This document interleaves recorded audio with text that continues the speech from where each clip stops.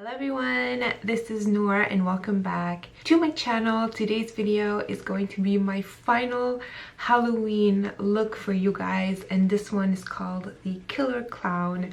I've done clown looks before here on my channel. You can check them out on my channel in my Halloween makeup playlist, but this one here is somewhat a little bit different. Obviously there's like the cut out mouth, the bleeding eyes kind of thing, and everything that you see is fake blood obviously on here. And this is my clown outfit. Obviously if you want to paint your hands here white, you can go ahead and do that.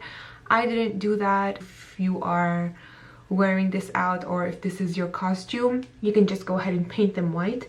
I think at the Halloween party that I'm going to, I'm probably going to be painting them white, but for now, just for the sake of this tutorial, I'm literally going to be taking this off right after I finish this tutorial, like no joke. So this is the look, this is my outfit. I got the costume from Party City. Obviously some fake knife prop, this is plastic, this is fake blood, but yeah, so this is kind of like my outfit. I almost smacked my face with this. And this is how the look looks like. Honestly, I really like it with kind of like the blood drying out and all of that. It's so up my vibes. Very creepy looking clown. And I also have Eyevox lashes and Eyevox contact lenses that I've done a review here on my channel. If you haven't watched it, I will link it here somewhere. You can go ahead and see it. So this is my final and fourth look for this Halloween.